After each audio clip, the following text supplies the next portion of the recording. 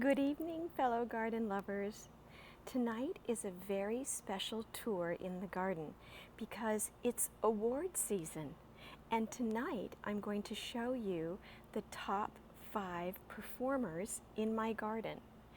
Now, not all of them are blooming at the moment, so I'm going to talk to you a little bit about them and show you how they performed in the garden. I have more information about all of the plants in my garden, literally all of the plants, every single one, in my blog. So there's a link that you can look at where I have written about all of the plants in my garden. But tonight, dun, da, da, the top 5 performers. Now, let's begin. These are in no particular order. This is just the top 5. I love them so much, performers. We'll begin with the Delphinium. The Delphinium has performed so beautifully this year. The colors have been so saturated and gorgeous. I planted them in early spring, probably in April, and here it is, almost September, and look, still the spring planting blooming, and this one still has buds continuing to bloom, and this is despite the very, very intense heat that we've had here in Southern California, and delphiniums do not like very high temperatures. So I've been very proud of them, but I've also really enjoyed them. They're beautiful and tall in the garden. They provide incredible interest for the eye. The criteria that I've used for choosing the top 5, I have 3 criteria. The first is joy. What joy did they give me? And the delphiniums gave me incredible joy this year, just seeing them bloom in this gorgeous, gorgeous color. The second is ease. And of the top 5 performers, I would say that the delphiniums were the most persnickety. I did have to stake them. I did have to make sure they had appropriate water. But it wasn't too bad considering how delicate they are. And the last criteria is impact. What kind of impact did they have in the garden? And they were always stunning. I have this bunch here. I had a bunch over here. These have stopped blooming. And then I have a bunch around the corner. And I think that I'm going to add some more delphiniums next year because, as the famous gardener Frank Cabot said, you can never have too many delphiniums in the garden. All right, so that was the first of the top 5. The second of the top 5 is right next door, the lavender. This lavender, look at it. It is wild and lovely, and even now it still has color. Can you see? It has these lovely little purple blooms. Now, of course, in the very first spring bloom, there was many, many more of these, and they were larger, more saturated. But even, look, there's a little butterfly. So they have been terrific for the pollinators. They have spread in the garden in a very wild cottage garden kind of way that I've really enjoyed. And they've brought so many beautiful butterflies and bees to the garden.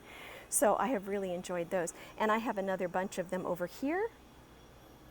And then I have some on the other side of the garden as well. They're also what I call space eaters. So, you know, when you have a kind of a negative space in your garden and you want something to grow into it, the lavender is a beautiful thing. And they are perennial, so it will come back next year. The third in the garden is the artichoke. Now, the artichoke, I'll just give you a little bit of a tour of my garden here as we get to the artichoke. The artichoke is here. I did take him down 2 weeks ago, so he's no longer here. But I want you to see that even though I cut him down, look, he's trying to grow up again. He grew so large that this entire space, it's hard for you to see in 3D, this entire space here from the red flower to the butterfly bush all the way to the border was filled with the artichoke. And just these beautiful large leaves, spiky leaves, sort of stem-like leaves.